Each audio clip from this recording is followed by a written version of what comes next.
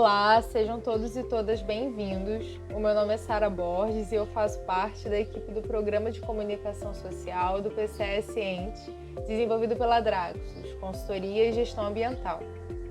Este programa é desenvolvido no âmbito do licenciamento ambiental, enquanto uma medida de mitigação da linha de transmissão sob responsabilidade da Incruso Novo Transmissora de Energia. Como é possível observar no mapa, a linha de transmissão da Ente possui aproximadamente 220 km de extensão e passa por 11 municípios, todos eles localizados no estado do Maranhão. O Programa de Comunicação Social da Ente atua como um canal de comunicação direta entre o empreendedor e o público local. O seu objetivo prioritário é a construção cooperativa, democrática e contínua de ambientes educomunicativos, mobilizando e estimulando a articulação entre os diversos setores da sociedade com empreendimento, de forma a fortalecer o engajamento das partes interessadas. Se você quiser saber mais sobre as atividades desenvolvidas pelo programa, fale conosco através dos contatos presentes aqui na sua tela. E caso tenha alguma dúvida sobre o empreendimento, você pode também falar diretamente com a Ente, através do seu canal de ouvidoria. Bom, agora que você conhece o PCS Ente, gostaria de te convidar a assistir a fala da Alessandra Passini, nossa especialista convidada que irá abordar questões relacionadas ao Sistema Integrado Nacional e à linha de transmissão. Olá, meu nome é Alessandra Passini, eu sou física espacial e eu vim aqui hoje responder algumas perguntas dos alunos do projeto Ciência na Escola sobre linhas de transmissão. Pois é, eu recebi várias perguntas aqui dos alunos em relação às linhas de transmissão, mas eu juntei todas as perguntas e tentei concentrar tudo em 3 grandes questões, que são as questões que eu vou abordar aqui, tá bom? Nesse vídeo. Mas também tem um outro problema grande, que é como que, uma vez gerada a energia, como que eu vou fazer essa energia disponível para o consumidor? E é aí que entra a linha de transmissão, então.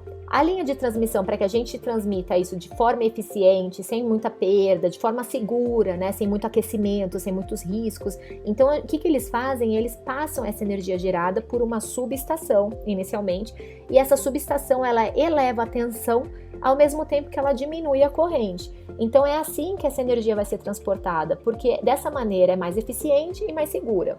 Pois bem, e aí na linha de transmissão, se essas linhas não forem muito maiores do que 100 km, por exemplo, você simplesmente precisa ali de um resistor e de um indutor, né? Então você tem esses elementos na linha de transmissão.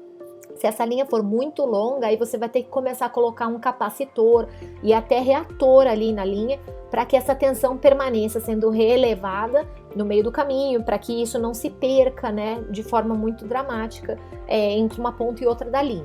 Essa linha de transmissão ela está desenhada, né, para aguentar essa tensão específica e correntes baixas, na verdade. Então, por exemplo, se você tem uma descarga elétrica, né, um raio que cai exatamente na linha e acaba gerando uma corrente, um pico de corrente na linha, isso pode de fato sobrecarregar os transformadores lá no final da linha, isso pode de fato promover danos físicos na linha, e isso sim pode promover sim um blackout ali ou uma queda de energia naquela região.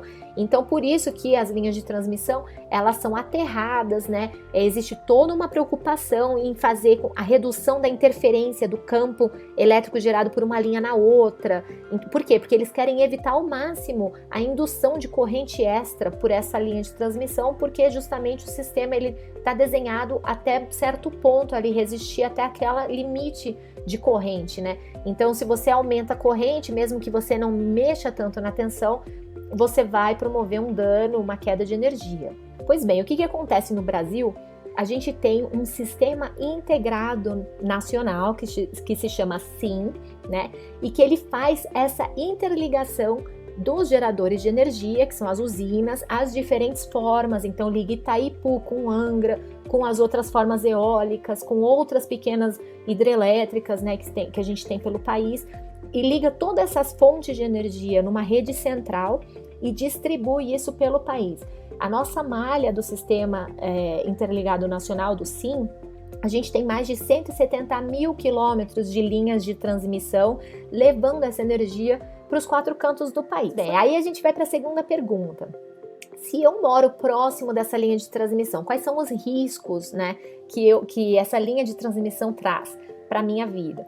Pois bem, o que acontece é, normalmente, quando a empresa coloca uma linha de transmissão de alta tensão, agora a gente já sabe por que então é chamada de linha de transmissão de alta tensão, é porque a tensão foi elevada e a gente está falando ali de kilovolts, né, e voltagem é a tensão, e a gente elevou mesmo essa tensão e depois ela vai ser abaixada novamente antes de chegar para o consumidor. Então tem uma subestação no início, logo que sai da usina, e depois ela vai ter uma subestação antes de chegar na casa da gente, né, na distribuição que vai para as casas. Por quê? Porque a gente não usa aqui na nossa tomada a voltagem tão alta, né? Então a pergunta dos alunos era quais seriam os riscos então de estar próximo a uma linha de transmissão de alta tensão, ou de morar próximo a ela, né? O que acontece é que a gente sempre tem que lembrar, no momento que a gente tem ali a alta tensão da rede, né, você vai ter correntes e tal, mesmo que seja baixa, você vai ter a existência de campos elétricos e campos magnéticos ali gerados pela passagem daquela corrente e pela existência daquela tensão. Então, o que acontece? Se sua cerca metálica está próxima a uma linha de transmissão de alta tensão, né, e ela pode sim induzir ali, energizar aquele arame, né? Então ela pode de fato criar ali, no momento que você encosta, você descarregue essa eletrostática que foi gerada ali e você acabe tomando um choque, sim. Por isso é indicado que se você construir uma cerquinha ali, né, de arame próximo a uma linha de transmissão de alta tensão, você coloque isolantes, né, isole esse arame de alguma maneira, né, então tem material para isso e os mecanismos para você fazer, e as recomendações são dadas pelas próprias empresas, e você também aterre essa sua cerquinha, né. Existem alguns estudos que avaliam o efeito possível desses campos associados às linhas de transmissão na saúde, por exemplo, mas não há nenhum consenso na literatura e na ciência de que realmente faça algum dano, cause câncer e todas essas coisas que a gente escuta. Não existe ainda nenhum consenso em relação a isso, né? Ou seja, os estudos, mesmo que exista um ou outro estudo mostrando alguma correlação, eles não foram sólidos o suficientes para estabelecer um consenso e todo mundo concordar com esse conhecimento. Então, não se sabe bem ainda quais são os efeitos e isso é um estudo em andamento, né? Porém, a Organização Mundial de Saúde, ela estabelece quais são os limites saudáveis, né, que não colocariam nenhum risco à saúde do ser humano na exposição de campos elétricos e campos magnéticos. Existe uma intensidade limite de campo magnético e campo elétrico que a Organização Mundial de Saúde recomenda que a gente não se exponha. E é seguindo essa orientação que existe em torno da linha de transmissão uma faixa que eles chamam de faixa de servidão. Também é legal lembrar que esses campos elétricos e magnéticos, eles caem com o quadrado da distância. Então, quanto mais distante você está, esse campo está super mais fraco. Então, se você estiver fora da faixa de servidão, que é normalmente onde as construções são permitidas, né, e tudo, então você está tranquilo, você não precisa se preocupar. Porque, de fato, mesmo que você more e consiga ver uma linha de transmissão, o campo elétrico e magnético que essa linha está gerando até na sua casa é muito inferior aos campos elétricos e magnéticos que a gente está submetido o tempo inteiro, simplesmente porque a gente tem eletroeletrônico na nossa casa. Então isso não tem problema, né? Isso ele não está subindo o nível normal de exposição que você tem. Então não precisa ter medo disso. Então isso me leva para a última pergunta, então, que seria o que significa aquele ruído que a gente escuta quando a gente está perto da linha de transmissão, né? E isso é prejudicial? Então, de fato, assim, não existe nenhum, de novo, estudo que mostre que você ficar exposto a esse ruído constante, isso vai te causar, de fato, um problema de saúde, mas é realmente irritante, né? E é uma poluição sonora, sim. E por que isso acontece, né? Isso acontece pelo efeito que a gente chama de efeito corona, que na verdade é o mesmo efeito que causa as nossas radiointerferências próximas à linha de transmissão, né? Tanto no AM quanto no FM, nas frequências AM ou FM.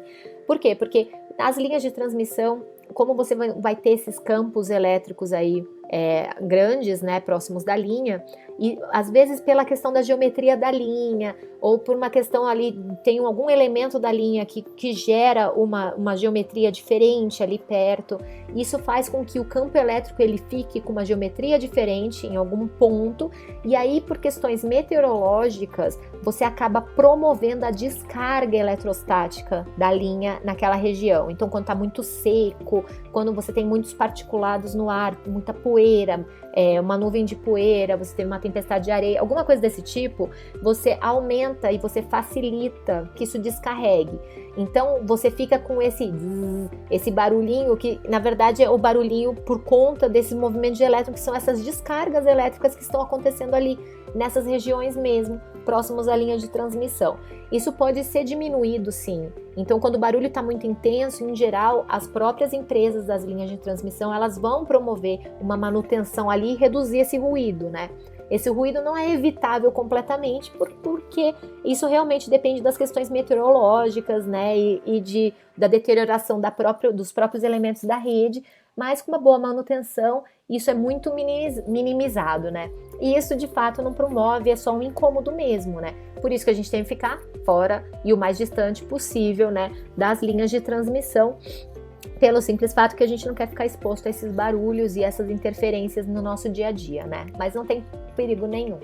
Pois bem, então espero que vocês tenham entendido um pouquinho melhor sobre as linhas de transmissão, que vocês não tenham medo do desconhecido, né? A ciência tá aí para ajudar a gente a entender a natureza em torno da gente, né? A gente não precisa temer nada do que a gente desconhece, a gente só precisa entender.